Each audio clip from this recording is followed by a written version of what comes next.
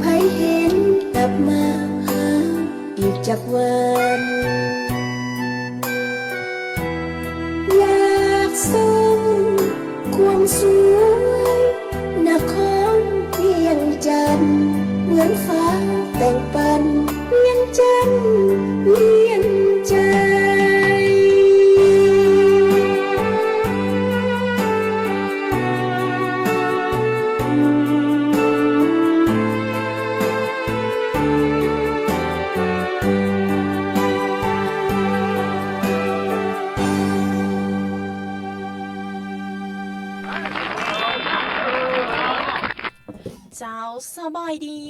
ทักไทยสบายดีแฟนรายการทุกท่านสบายดีในบรรยากาศคอยคำยามแหล่งแบบนี้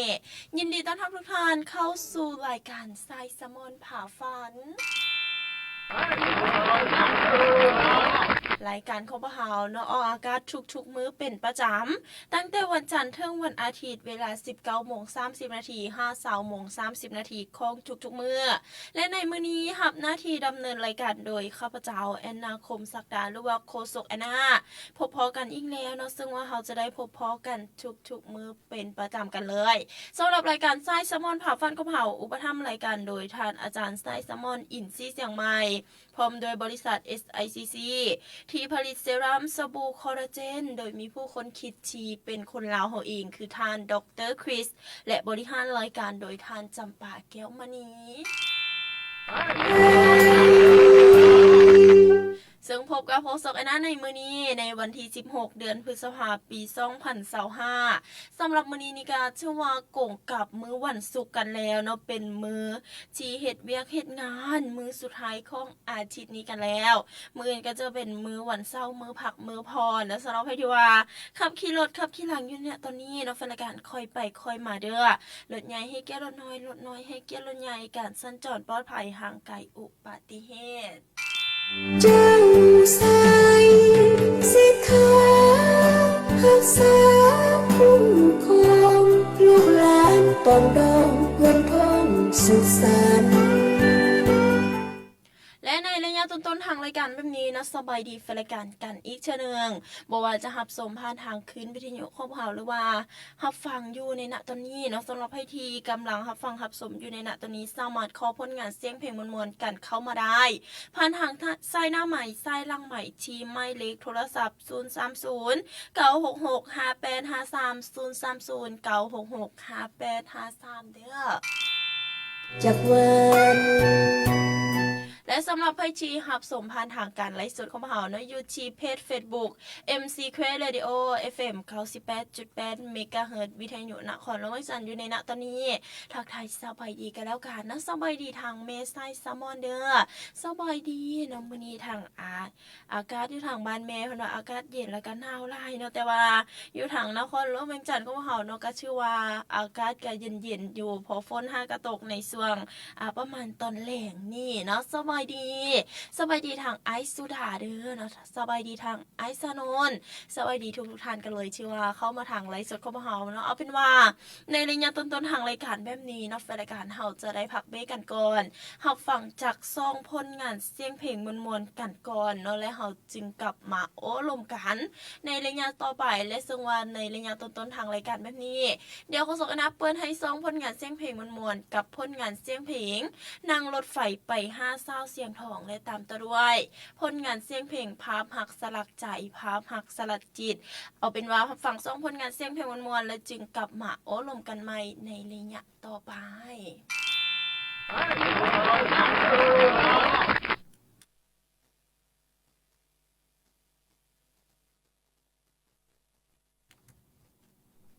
ขออภัยเนาะแฟนรายการอินเทอร์เน็ตทางคืนเขาบอกมีบัน5นิดนึงเดี๋ยวเอาเป็นว่าอินเทอร์เน็ตกลับมาปกติกันแล้วเนาะเฮาพักเบรกรับฟังผลงานเสียงเพลงมวลๆกันก่อน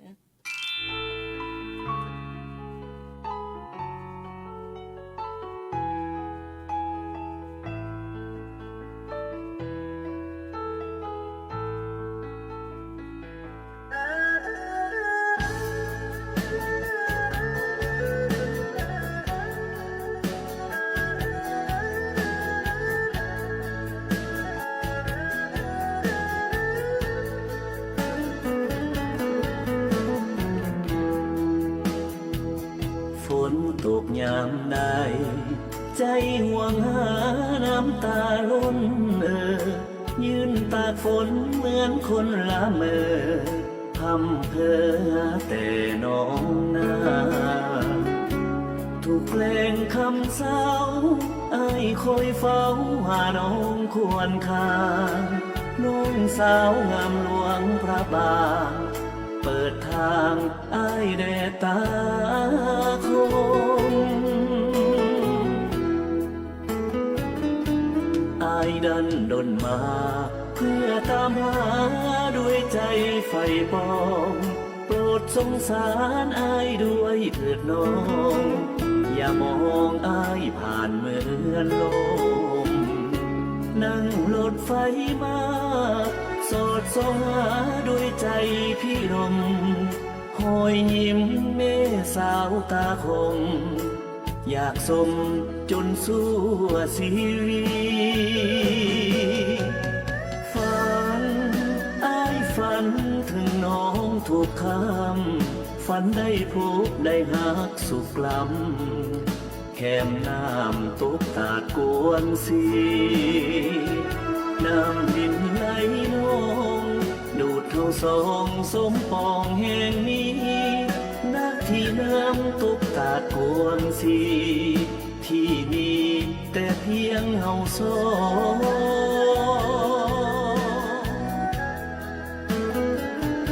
อายเฝ้า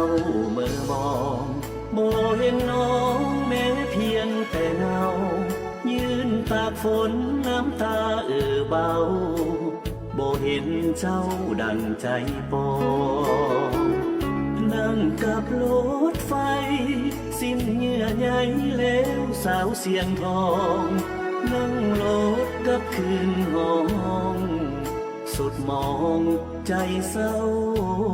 ระทม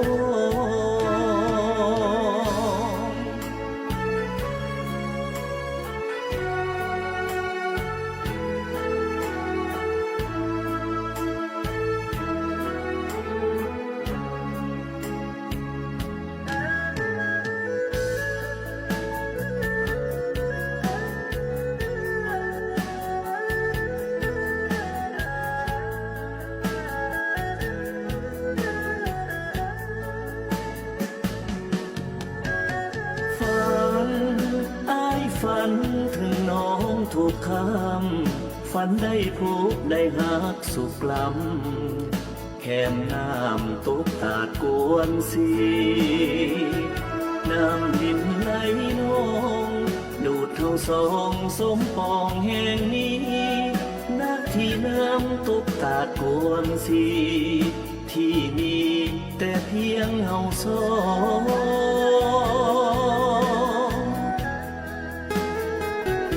อายเฝ้าเมื่อมองบ่เห็นน้องแม้เพียงแต่เงายืนตากฝนน้ำตาเบาบ่เห็นเจ้าดังใจปองนั่งกับรถไฟสิ้นเหงื่อใยแล้วสาวเสียงทองนั่งรถกับคืนห้องสุดมองใจเศร้าระทม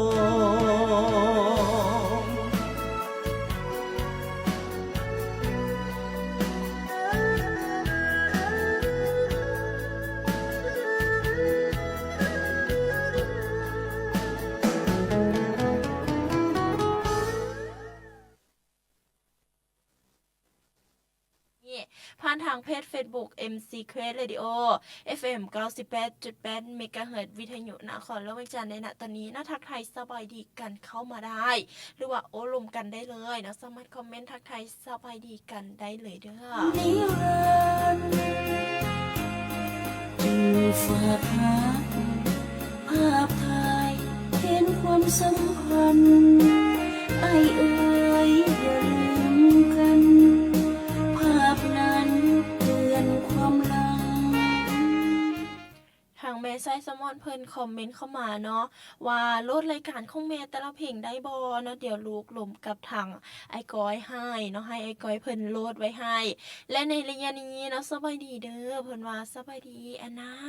เจ้าสบายดีเช่นเดียวกันเนาะทักทายสบายดีทุกท่านที่ว่ารับฟังรับชมอยู่ในณตอนนี้บ่ว่าจะเป็นผ่านทางคลื่นวิทยุภาคพื้นดินหรือว่าผ่านทางการไลฟ์สดเนาะและในระยะนี้สำหรับใครที่ว่าอยากนาข่าวตรงมาหาบริษัท SICC อยากดูดีตรงมาหาไซสมอนผ่าฟันอยากหน้าใสตรงมาใส่คอลลาเจนเซรั่มถ้าบ่อยากหน้าดำต้องหันมาใส่สบู่คอลลาเจนซึ่งว่าตัวนี้เนาะคอลลาเจนของเราจะมีส่วนผสมของเซรั่มสารสกัดจากว่านหางจระเข้สารสกัดจากหอยทากสารสกัดจากมะเกียงและสารสกัดจากคอลลาเจน ซึ่งเขาใส่ใจทุกรายละเอียดกันแน่นอนนะเพราะว่ามีงานวิจัยคุณสมบัติของว่านหางจระเข้น้ำตัวนี้เนาะจะสวยกระสับหูคมคนสร้างความชุ่มชื้นให้แก่ผิวเฮ็ดให้ผิวเรียบเนียนลดการอักเสบและระคายเคืองของผิวหนังเฮ็ดให้ผิวชุ่มชื้นเต็มไปด้วยน้ำและดูดซึมง่ายกระตุ้นการสร้างสารคอลลาเจนลบจุดด่างดำช่วยปรับสภาพผิวลดอาการแพ้ง่ายผิวมองคล้ำแดดผิวแพ้แสงหรือว่าปกป้องผิวจากรัศมีแสงแดด UV ได้น้ำในนอกจากนี้ยังจะช่วยฆ่าเชื้อแบคทีเรียนอกจากว่าเขาจะมีงานวิจัยคุณสมบัติของว่านหางจระเข้แล้วเขายังจะมีงานวิจัยคุณสมบัติของวิตามินซีน้ำซึ่งตัวนี้จะช่วยเสริมสร้างภูมิต้านทานป้องกันหวัดป้องกันภูมิแพ้ช่วยฟื้นฟูผิวลบหอยซิวหอยด่างดำฝ้ากระต่างๆบำรุงสายตาดีต่อการไหลเวียนของเลือดและก็ชะลอความแก่น้ำสำหรับใครที่สนใจผลิตภัณฑ์ของเราเนาะบ่ว่าจะเป็นสบู่หรือว่าเซรั่มอย่างใดอย่างหนึ่งก็ได้เนาะราคาเพียงแต่300,000 กีบเท่านั้นถ้าว่าเขาซื้อเป็นเซตแบบนี้เนาะได้ทั้งสบู่และเซรั่มราคา600,000 กีบสำหรับใครที่สนใจเนาะสามารถติดต่อสั่งซื้อได้ผ่านทางเพจ Facebook ไซสมอนผ่าฝันหรือว่าจะติดต่อผ่านโฆษณาก็ได้เช่นเดียวกันเนาะชี้หมายเลขโทรศัพท์02077643383 ฝากไว้กันแล้วกันเนาะสิ่งดีจากทางรายการของเราในเรื่องนี้ผลิตภัณฑ์ดีจากทางรายการไซส์แซลมอนผ่าฟันแซลมอนมาอุดหนุนได้นะเพราะสินค้าของเรานอกจากว่าจะซื้อได้ผ่านทางคืนวิทยุนี่แล้วเนาะยังจะมีพร้อมจำหน่ายแล้วก็วางขายอยู่ตลาดกันแล้วเด้อสำหรับใครที่ว่าสนใจเนาะอย่าลืมสั่งซื้อได้เนาะผลิตภัณฑ์2อย่างนี้บ่ว่าจะเป็นสบู่หรือว่าเซรั่มฝากไว้กันแล้วกันและในระยะนี้เนาะรายการแนะนำสิ่งดีจากทางรายการของเราไปแล้วเอาเป็นว่าเราจะได้พักเบรกกันก่อนนะคะฟังผลงานเสียงเพลงมวลๆตามต่อด้วยสิ่งดีจากทางรายการเนาะและเราจึงกลับมาโอ้ลมกันใหม่ในระยะต่อไปซึ่งในระยะนี้นะโคศกอนาจะเปิดเป็นผลงานเสียงเพลงฝนตกมาน้ำตาลังและตามต่อด้วยหักชี้เรือเพื่อน้องคนเดียวรับฟัง2ผลงานเสียงเพลงมวลๆและจึงกลับมาโอ้ลมกันใหม่ในระยะต่อไป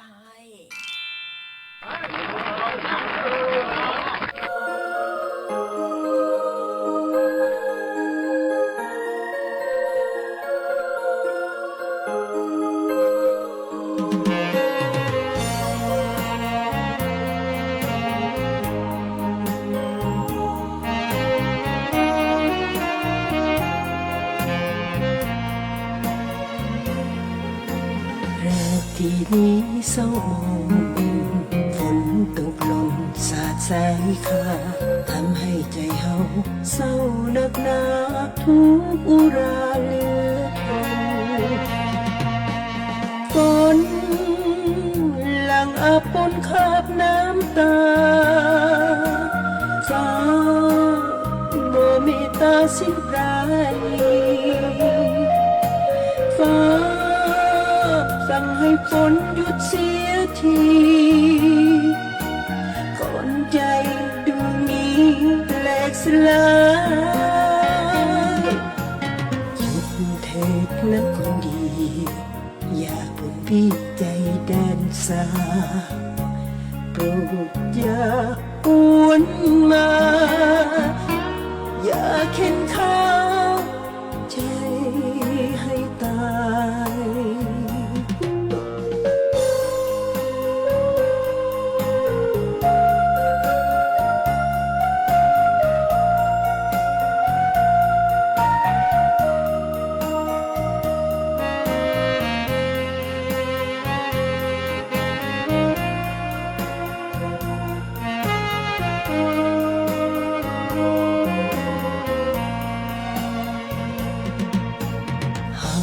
อีกครั้งก็จะถึง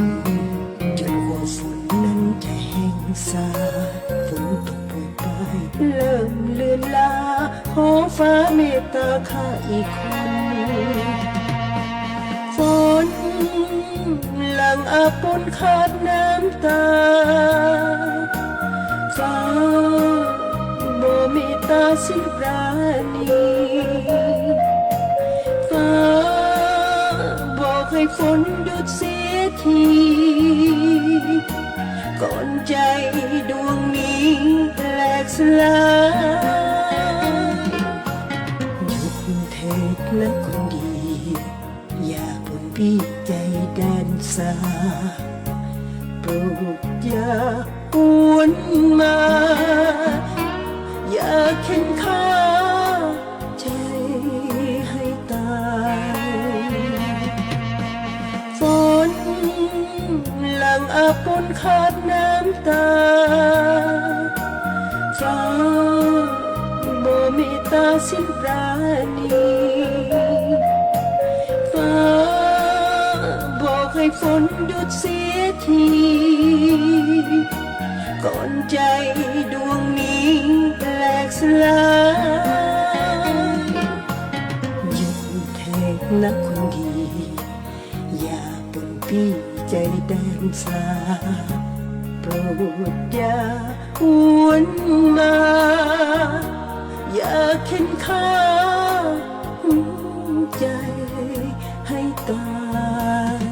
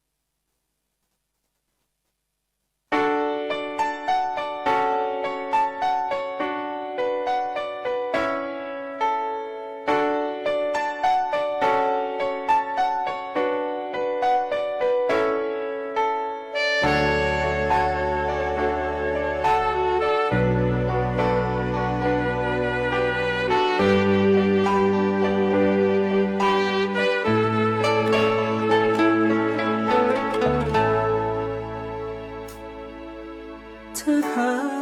เขานั้นยังเหลือเหมือนครั้งที่ผ่านมา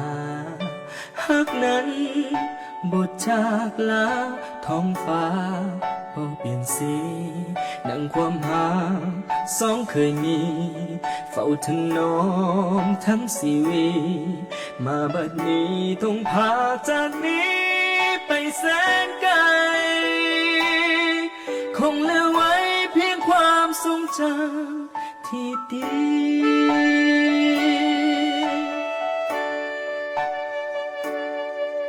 หากนี้บทจางหายแม่นสิวายกายจากกันหากนั้นบ่แปรพันดังดวงจันทร์เคียงคู่ฟ้าปรารถนาห่วมสิวันดุจพระจันทร์คู่จันทราตั้งแต่วันบนลาจากฟ้าเป็นนิรันดร์ให้หักนั้นเป็นหักนิรันดร์ตลอดไป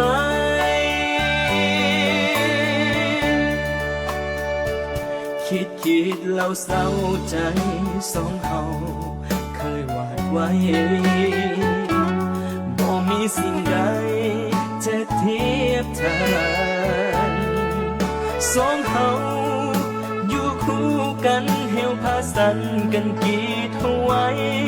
ทะเลลึกกว้างเพียงใดอย่าหวังได้กันเฮาสองหักนี้บทจางหายแม่นสิบวายกายจากกันหักนั้นบ่แปรพันดังดวงจันทร์เคียงคู่ฟ้าปรารถนาห่วมสิวันดุจพระจันทร์คู่จันทราตั้งแต่วันบนลาจากฟ้าเป็นนิรันดร์ให้หักนั้นเป็นหักนิรันดร์ตลอดไป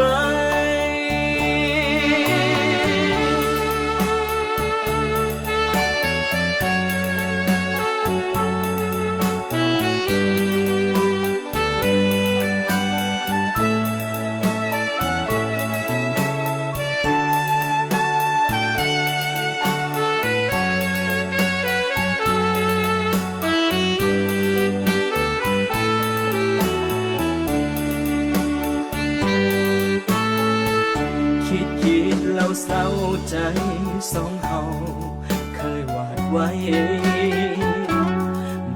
สิ่งใดจะเทียบทานสองเขาอยู่คู่กันเฮวพาสันกันกีดเอาไว้ทะเลลึกกว้างเพียงใดอย่าหวังได้กันเฮาสองฮักนี้บ่จากหายแม่นสิบวายกายจากกันฮักนั้นบ่แปรพันดังดวงจันทร์เคียงคู่ฟ้าปรารถนาห่วงสิวันดุจพระจันทร์คู่จันทราตั้งตะวันบ่ลาจากฟ้าเป็นนิรันดร์ให้หักนั้นเป็นหักนิรันดร์ตลอดไปให้หักนั้นเป็นหักนิรันดร์ตลอดไปให้หักนั้นเป็นหักนิรันดร์ตลอดไป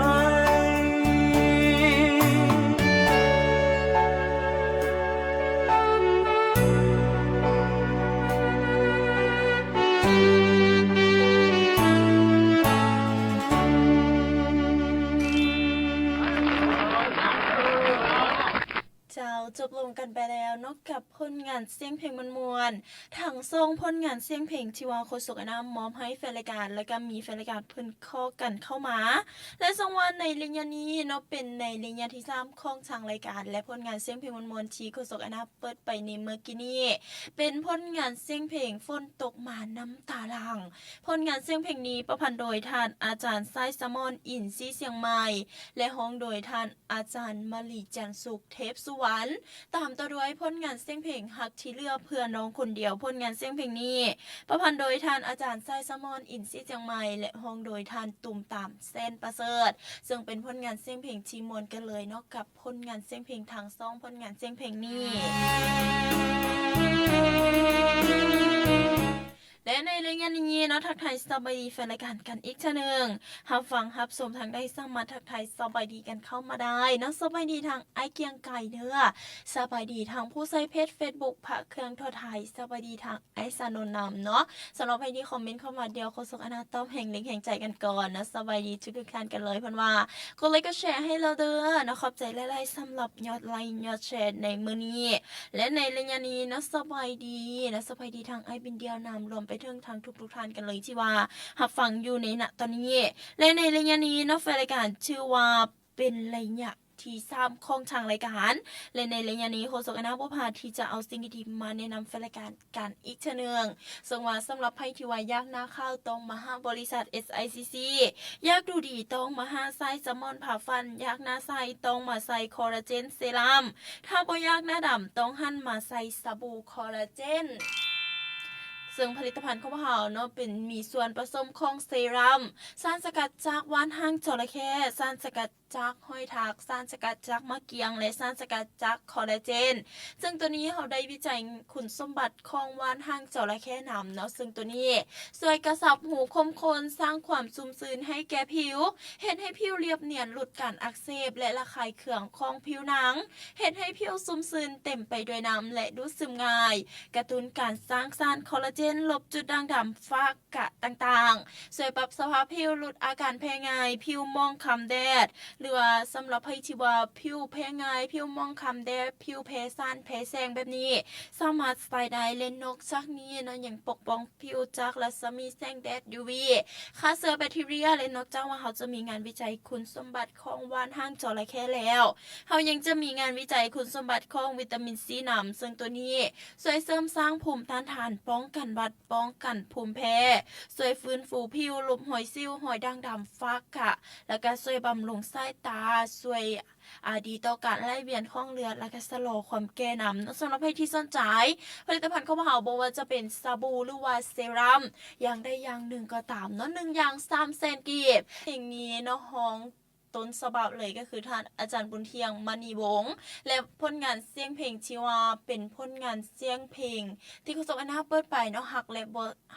ละคิดถึงบ่เสื่อมคลายซึ่งจะแต่งโดยท่านอาจารย์ไซซามอนอินซีเสียงใหม่แต่งตบเพลงคิดถึงที่โฆษกอนาบอกไปเมื่อกี้นี้และสังวันในระยะนี้นะแฟนรายการชื่อว่าเป็นระยะที่เกือบ บสุดท้ายกันแล้วเนาะในระยะนี้สบายดีแฟนรายการกันแล้วกันเด้อเนาะสบายดีทางไอซานนเนาะสบายดีทางไอเกียงไก่เพิ่นว่ากลับบ้านขับรถดีๆเด้อโดยเนาะขอบใจหลายๆนะสบายดีเนาะอ่านซื้อไอเพิ่นบอกเพิ่นว่าอยากให้มามวนนำกันแบบนี้ทุกมือคือจะดีเนาะแม่นแล้วมามวนนำกันแบบนี้ทุกมือมาเบิ่งโฆษกอนาทุกมือนี่แฮงดีกันเลยเนาะ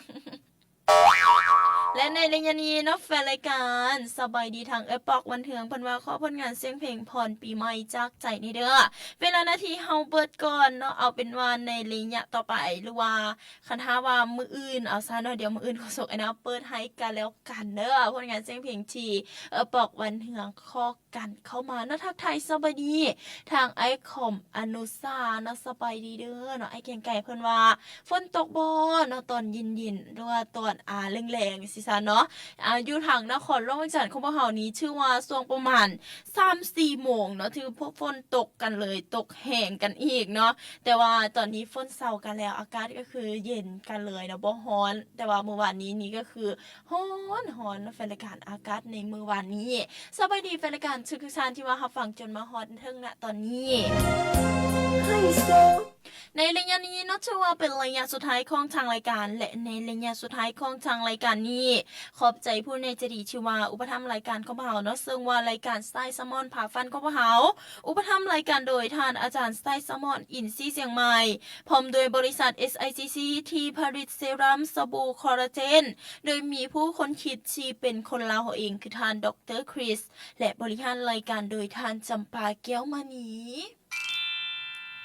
ขอบใจผู้ใหญ่ใจดีให้การสนับสนุนรายการของพวกเรามาโดยดีตลอดและที่คาดบ่ได้ขอบใจแฟนรายการที่ว่าให้เกียรติติดตามรับฟังรายการโฆษกอนา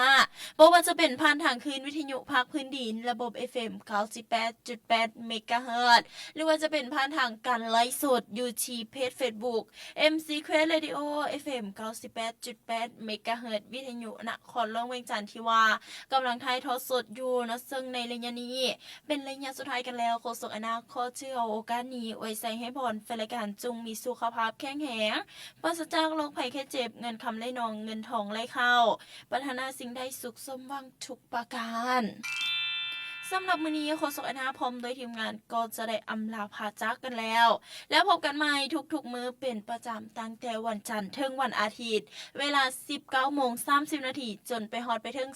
20:30 นาทีของทุกๆมื้อและสำหรับมื้อนี้โฆษกอนาพร้อมโดยทีมงานขอกล่าวคำว่าสบายดี